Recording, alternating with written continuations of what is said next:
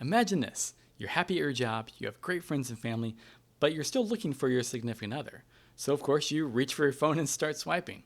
You find a few that pique your interest and so you begin the conversation. But in reality, you have no idea who's actually on the other end. I mean, you don't want to reveal too much. Being cautious and friendly is almost an art form. It's a balancing act because the person that you're chatting with could be the love of your life or somebody just trying to use you for money. There are many stories I could tell you, but this is one of the more common ways scammers might use and ones that you might encounter. This is my SoCon life.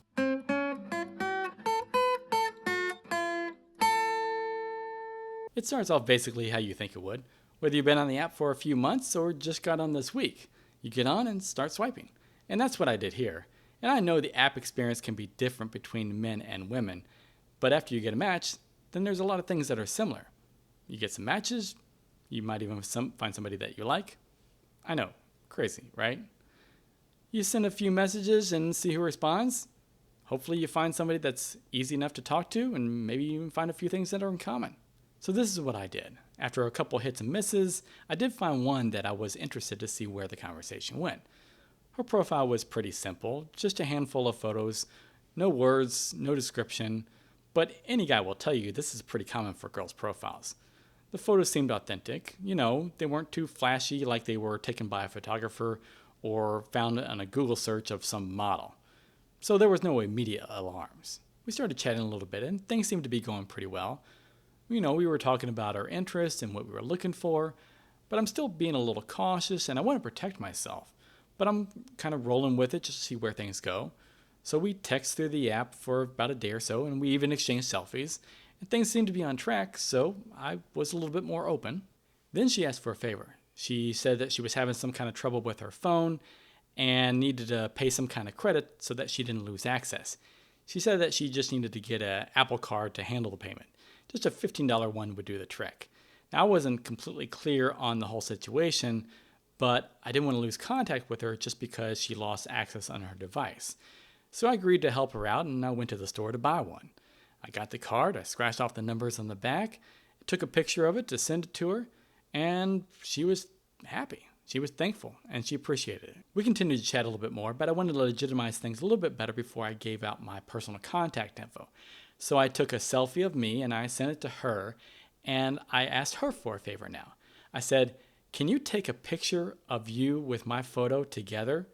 I thought that if I could get a photo of her holding my photo, it would be able to show that she's real and be able to erase any doubts that I might have. She agrees to do so and shortly after sends me a photo, but it wasn't exactly what I have in mind. It was a photo of me and a photo of her split together. Nice try. Not exactly what I was shooting for, but maybe I didn't explain myself very well.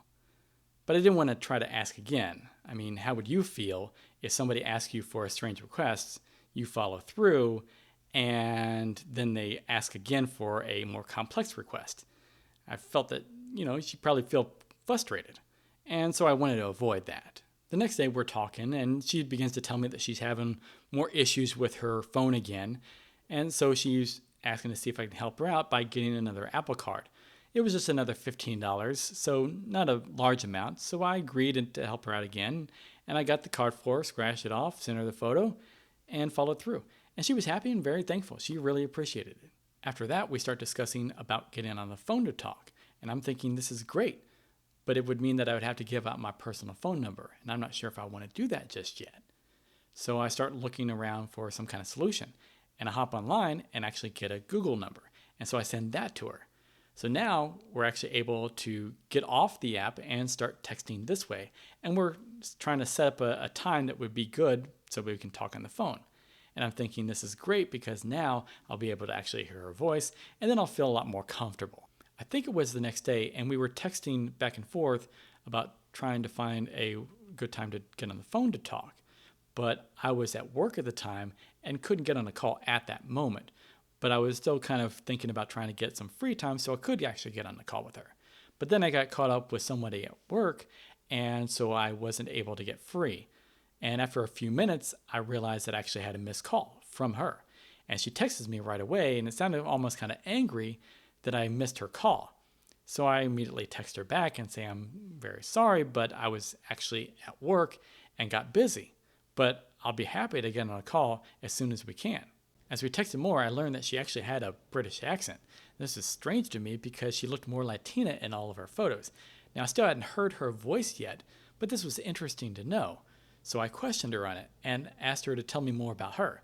I kind of figured that she must have spent some time in the UK at some point, but she never mentioned any of this before in our previous conversations. I kept the conversation still kind of light and friendly, but now I was second guessing everything. Our text kind of continued for another day or so, but I slowly began to distance myself, and eventually we stopped talking altogether. This is certainly something I was glad I didn't want to get involved with. Now, I know that I ended up losing the $30 on the 2 Apple cards that I bought, but that's nothing compared to what could have been. Chances are you probably have already chatted with someone like this, whether you knew it or not. It's always a risk speaking with someone online, but it's different when seeking someone to date because it becomes more personal. You want to show more of your personality, but not reveal any details that may negatively impact you long after the conversation is over with. Now, all the websites and apps will tell you that they have security measures to help prevent this, but no one is going to protect you from these risks better than you. Dating has changed more in the last 5 years than the previous 20 years, but with the way things are headed, it doesn't look like it's going to veer from that. Whether you're a man or a woman seeking that special someone, there are things you need to be cautious about to help protect yourself. Among all the challenges of trying to meet someone to date, scammers will add another layer to this equation. But this is just one story, and I have more I could tell you in future videos, so be sure to tune in when they post. So what are your dating app stories? Did you ever have someone on the other end that you questioned was real? I want to hear from men and women, and hopefully some success stories too. Let's build this community to protect the innocent and help the victims. Likes and comments are always welcome to help boost the algorithm and awareness. We'll have more videos and stories coming soon, so subscribe and click the bell to get those notifications. I'll see you next time.